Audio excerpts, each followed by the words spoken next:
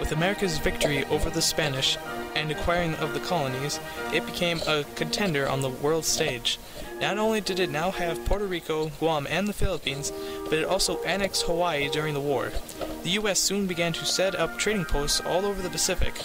President Theodore Roosevelt, who fought against the Spanish with his Rough Riders, promoted the growing of America's status in the world. In 1903, he managed to get Panama its independence from Colombia, so the Panama Canal could be made.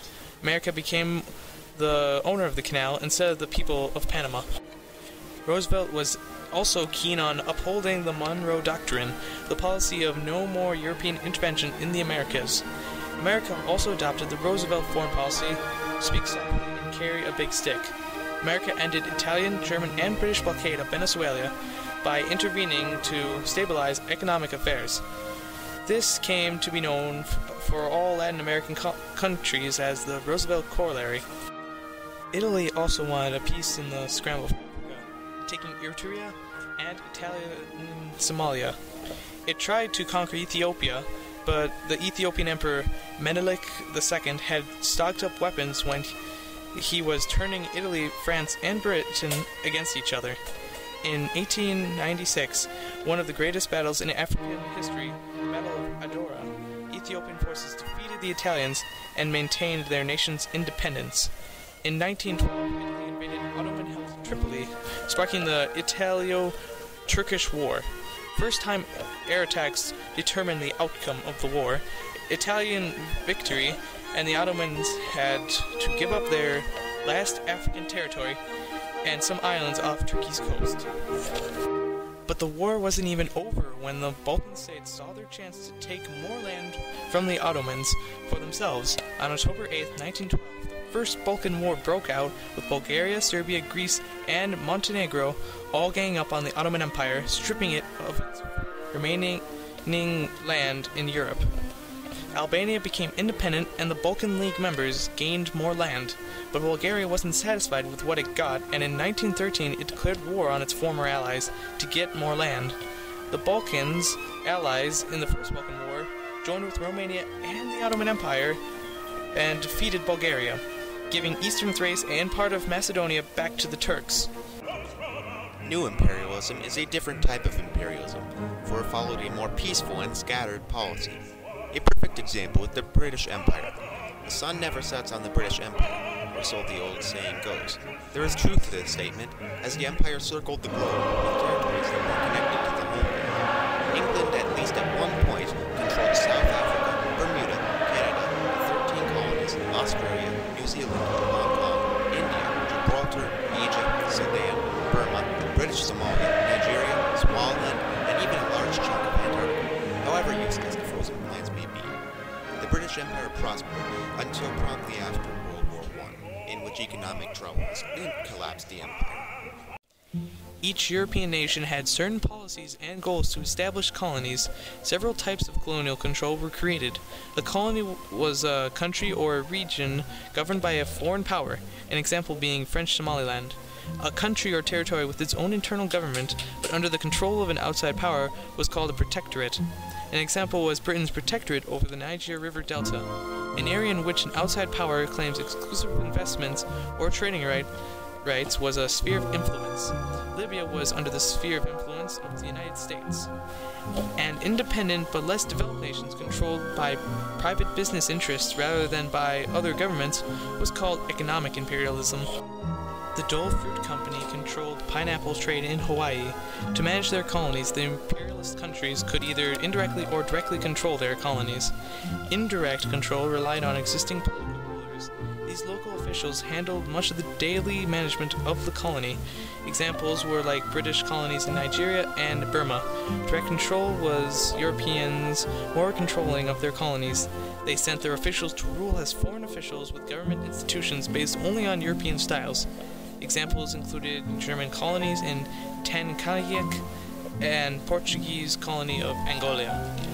By the early 1900s, just about all the land in the world was controlled by Europeans, the US and Japan. This of course caused tensions between the empires.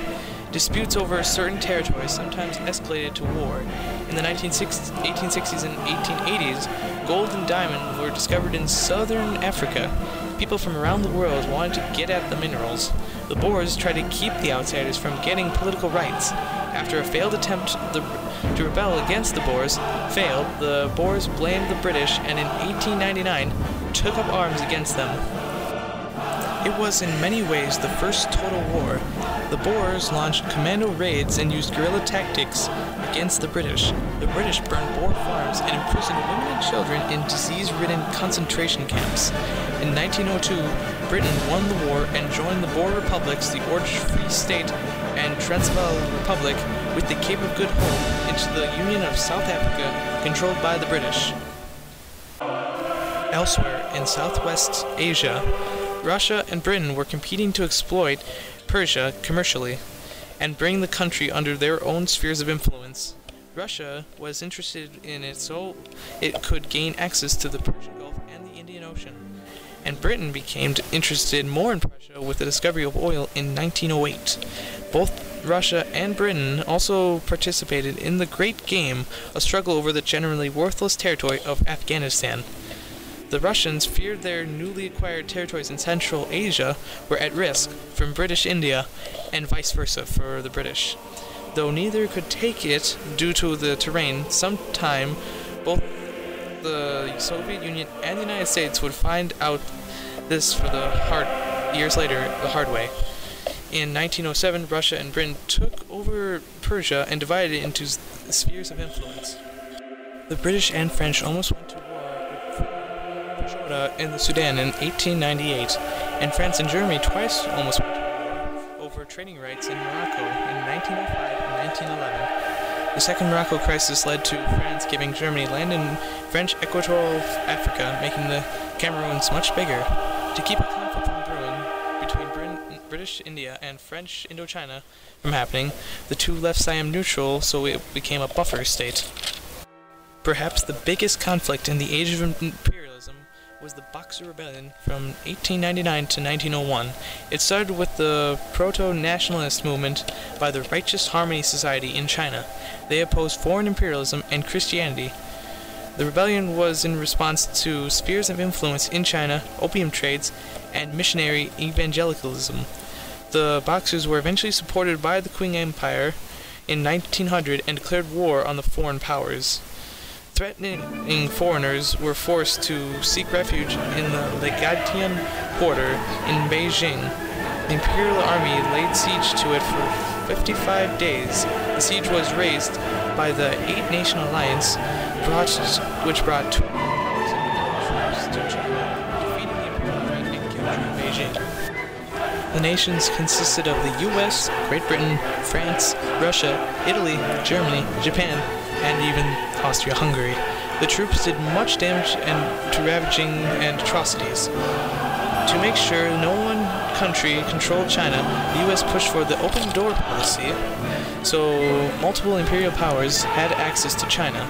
After winning the war, the countries were able to get ports from China as part of the peace settlement.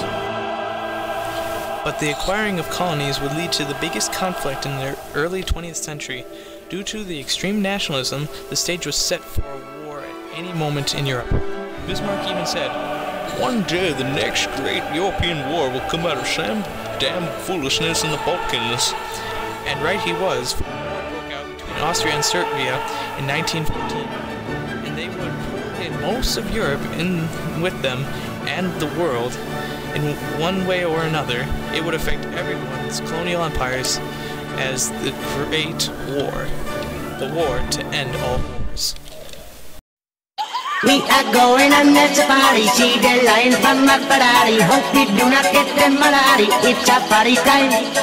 We are going on a safari, see the lion from a Ferrari. Hope we do not get the malari, it's a party time. We are going on a safari, see the lion from a Ferrari. Hope we do not get the malari, it's a party time. We are going on a safari, see the lion from a Ferrari. Hope we do not get the malari, it's a party time.